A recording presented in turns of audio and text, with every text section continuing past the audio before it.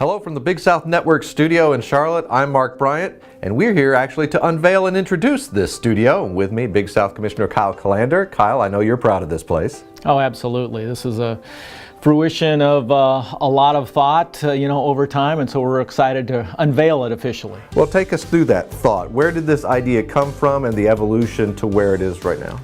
Well, we've been talking about how we wanted the Big South Conference to be video-centric, for years, maybe even decades. And as we've talked about our development digitally, we talked about our various iterations of our web pages and what were our online presence, we knew that video was really critical to what we were trying to do. So we tried to do that early on with the Big South Network and with the website. And we've taken that even further. So with social media, when that obviously came about and our involvement there, and now with our new agreement with ESPN and our involvement with ESPN Plus, 1,000 events, airing annually, video is really critical. They say content is king, and that really is true, and especially video content. So we had always kind of had in our mind about how can we have a studio where we can generate a lot of our own content, a lot of our own video, and take it that next step. And so as we explored what to do with expanding the conference office here in Charlotte, North Carolina, we certainly wanted a studio to be a part of that. And so here we are, and we're just thrilled. Well, an idea is one thing, a hard reality is another. So tell me about the project of actually getting this built. As we began to develop the plans for the office, we knew that a key piece of that, a cornerstone, if you will, was going to be this studio. And so we explored working with different people. We found some experts in the field who could help us with that.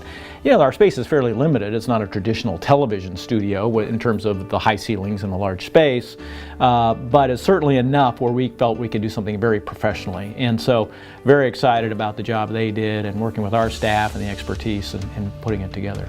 Already got a chance to dust it off a little bit, use around football media day and bringing in the coaches. What's the early reaction from some of the membership and some of the people involved who have seen this space? Everything we could have hoped it would be.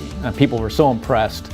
It's very professional. It's, and that's what we want. That's the image we want to project in the Big South Conference, because we do things the right way. We're very professional about how we do it. So the coaches that came in were very excited, very impressed for utilizing it.